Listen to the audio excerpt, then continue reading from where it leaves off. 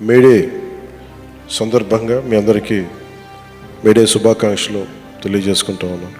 ఈ రాష్ట్రంలో ఉన్నటువంటి శ్రామిక సోదరులందరికీ కూడా మేడే శుభాకాంక్షలు తెలియజేస్తున్నానండి. ఈ పథకం పెట్టినప్పుడు ఉపాధి హామీ కూలీలు అని చెప్పి పిలిచేవాళ్ళం మనం. రాష్ట్ర వ్యాప్తంగా కూలీలు అన్న పదం కాదు, అది సరైన పదం కాదు. ఆ పదాన్ని తీసేసి ఉపాధి హామీ పథకం శ్రామికులు అని చెప్పి పదం మార్చి ఇటువంటి పని చేసిన వాళ్ళకి కూడా గౌరవప్రదంగా పిలవాలని చెప్పి ఒక ఆలోచన చేసినటువంటి వ్యక్తి పవన్ కళ్యాణ్ గారు.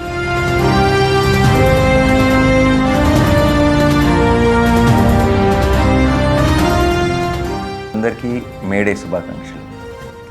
Whenever there is any workplace accidents happening, he also made sure that initially it was 50,000 that they're given, but now he has increased it to 4 to 6 lakhs. I think that's a great initiative by our Pawan Kalyan Garu. నేను రాజకీయాల్లోకి వచ్చి చాలా సంవత్సరాలు అయింది. అప్పటి నుంచి నేను చాలామంది నాయకులతో చూశాను, వాళ్ళ పనితీరు చూశాను.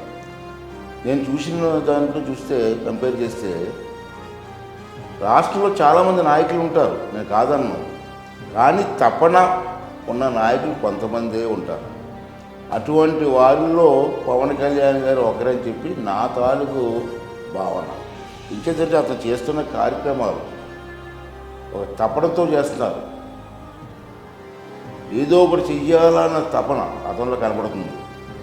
ఈ రాష్ట్ర ప్రజలకి, ఈ శ్రమజీవులకి, ఈ గ్రామ స్థాయిలో ఉన్నటువంటి రోడ్లకి అన్నీ కూడా ఏదో చేయాలని తపన నాకు కనబడుతుంది. అటువంటి తపన నాయకులు చాలా అరుదు నేను చూసిన వాళ్ళలో. అటువంటి నాయకుడు మనకు లభించడం మనందరూ అదృష్టంగా భావించాలి.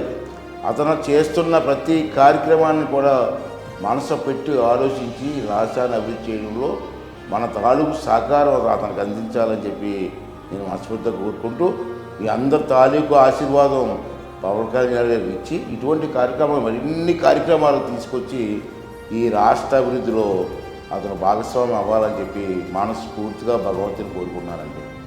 ప్రధానమంత్రి గారి దగ్గర నుంచి, ముఖ్యమంత్రి గారి దగ్గర నుంచి, చిట్ట చివరన ఉన్న సచివాలయం ఉద్యోగుల వరకు అందరూ కట్టుదిట్టంగా ఒకటే మాట మీద ఉంటే మేమందరం మీకు ఈ చిన్నపాటి ఆనందం మేము చూడగలుగుతున్నాం మీ కళ్ళల్లో.